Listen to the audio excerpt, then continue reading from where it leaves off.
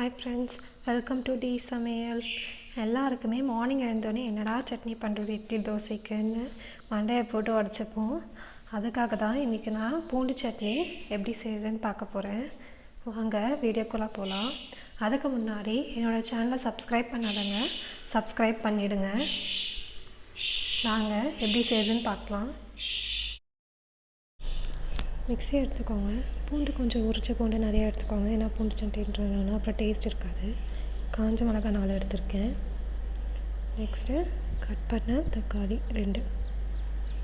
எவ்வளோ வேணுமோ அதுக்கேற்ற குவான்டிட்டிக்கு ஆட் பண்ணிக்கோங்க தக்காளி. அப்புறம் கொஞ்சோண்டு உப்பு ஆட் பண்ணிக்கிறேன். இதை அரைச்சி எடுத்துக்கோங்க. மையை பாருங்கள், இந்த மாதிரி தண்ணி ஊற்றி நல்லா மையை அரைச்சி எடுத்துக்கோங்க. பேன் எடுத்துக்கோங்க. பேன் நல்லா ஹீட் ஆனோடனே ஆயில் ஊற்றிக்கோங்க. ஆயில் நல்லா சூடானோடனே கடுகு போட்டுக்கோங்க. கடுகு நல்லா பொரியணும். கடுகு நல்லா பொரிஞ்சோடனே கருவேப்பிலை போட்டுக்கோங்க. அப்புறம் நம்ம அரைச்சி வச்சுருக்க விழுதை அதை ஊற்றிக்கலாம்.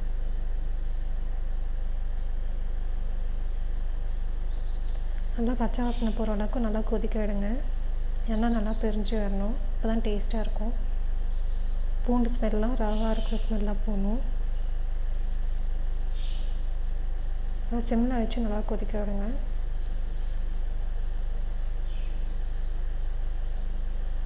கொஞ்சம் கலரி விட்டுட்டே இருங்க. 2 செகண்ட்ஸ் வந்து எல்லாம் அடி பிடிச்சிரும்.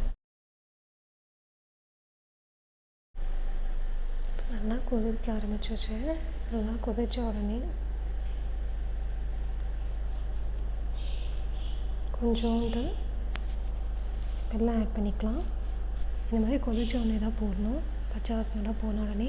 ஏன்னா அந்த புளிப்பு இனிப்பு எல்லாம் சேர்ந்து வந்ததுன்னா அது பூண்டு சட்னி நல்லா கரையட்டும். இந்த மாதிரி கொதிச்ச உடனே ஆஃப் பண்ணிக்கலாம். பூண்டு சட்னி ரெடி ஆகிடுச்சு. இப்போ இதை பவுலில் ட்ரான்ஸ்ஃபர் பண்ணிக்கலாம். பாருங்கள், எம்மையான பூண்டு சட்னி ரெடி ஆகிடுச்சு. இதை நீங்கள் வீட்டில் ட்ரை பண்ணி பாருங்கள். ட்ரை பண்ணி பார்த்துட்டு எப்படி இருக்குன்னு கமெண்ட் பாக்ஸில் கமெண்ட் பண்ணுங்கள். நெக்ஸ்ட் வீடியோவில் இன்னொரு ரெசிபியோட சந்திக்கிறேன்.